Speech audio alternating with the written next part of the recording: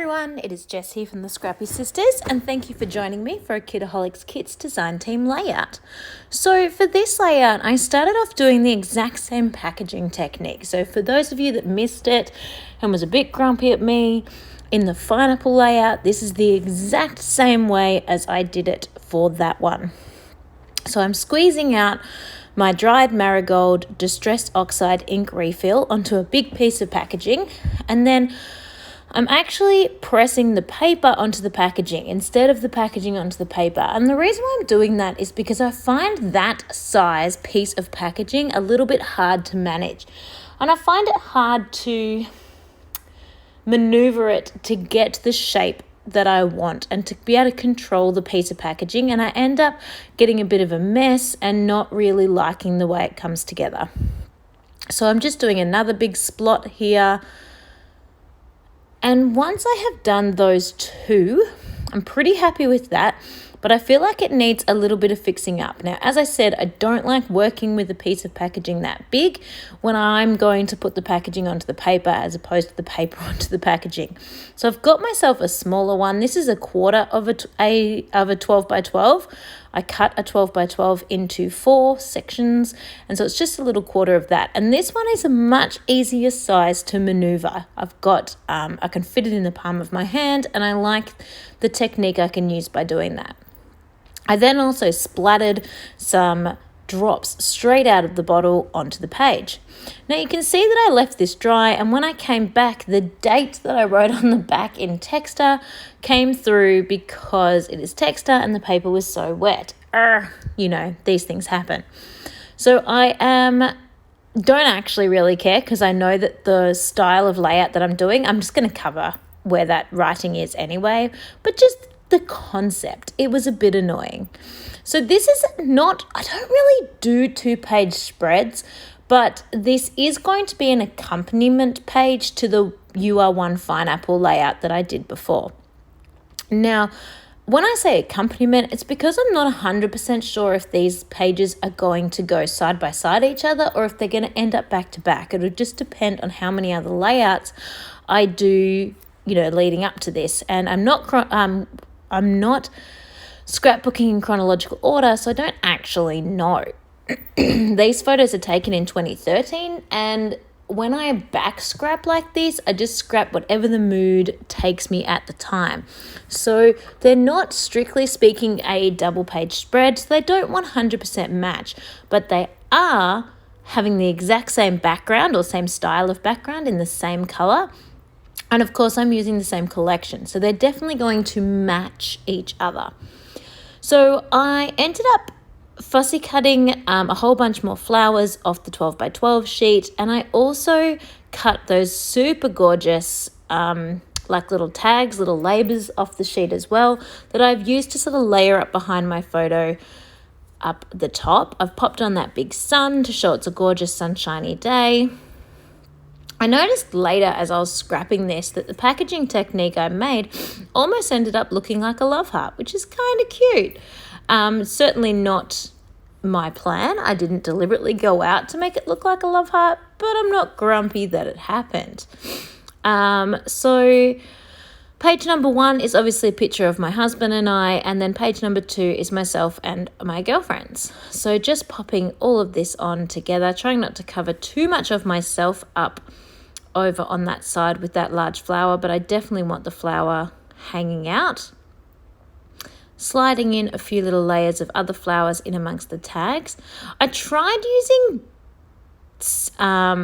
tweezers for a little while because I've seen other people use tweezers for little fiddly bits, but for me it was just easier to get in there with my fingers.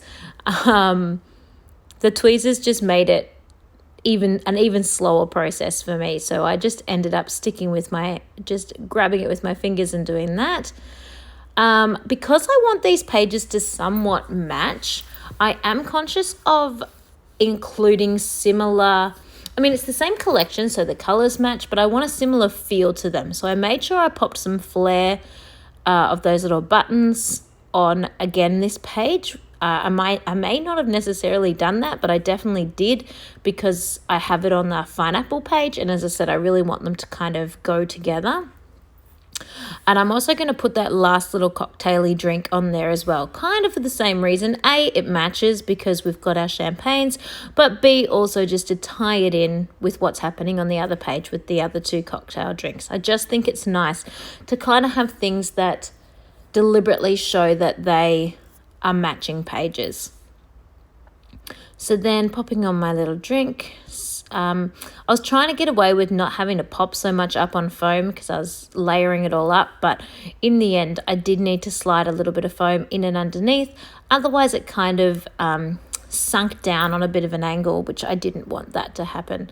So supporting it all with the foam was definitely the best way to go, and I end up doing that with that little pink flower near that flare button hay as well. So I decided I needed a black title just to go with the You Are One pineapple, because obviously if you can remember back, I coloured in the You Are One in black, and again, if these are going to be side by side, I really wanted it to kind of tie in together. So I pulled out the Cocoa Vanilla Studios Unforgettable thickers and used this saying love this to go excuse me, as the title for this page. And I really love how that sort of comes together. And of course, I will do some black splatters as well. Again, I know I'm saying this all the time, but again, just to link in the black, but also just to pair it up with the other layout as well. So then popping these on now. And I will also colour in some of those Jen Hatfield love hearts as well, just to tie those in. In fact, I don't have any love hearts on this side, so I think I'm going to grab the ephemera and pull out a couple of love hearts as well to just add to those clusters, to mirror off the finishing off of the clusters from the last week's layout, just to make these as sort of, what's the saying about eyebrows? They're sisters, not twins. To make this that kind of concept, that they're sisters, not twins. So they're not a double page layout, but when they're side by side, they're going to really look great together. So here I am now pulling out those last little bits of love hearts to pop on. Then I had such a play with how I was going to do the colors, such a small thing, but you shouldn't put pink and red together because they clash. But I really didn't want red and blue together because that's the theme colors of my husband's football team, and I kind of didn't want that sticking in my brain. So silly, like the things that you nitpick that are just so little in this whole layout, you wouldn't have even noticed. So here I go again, just colouring in those Jen Hatfield love hearts in black, because they're going to add a little pop more black onto the page. And I'm practically done. This just flies together, I swear. It is so simple with this collection. You cannot go wrong. It is so bright and colourful. You can just pop anything together and it looks incredibly amazing. So definitely, I just love it. And with this last little love heart, I am done. So I am going to slide on over to the close-up photographs. I'm just tickled pink with how this layout and the last layout came together. So these two side by side or back to back to each other are just divine. That dried marigold in the background is just such a striking color. It works really, really well with this collection. So if you have that from the previous kit, definitely dig that out. I just love it. I love this collection and I love how this came together, and this kit is just gorgeous. So thank you so much for watching. I hope you enjoyed seeing how I popped together this last layout, and I will see you all next time.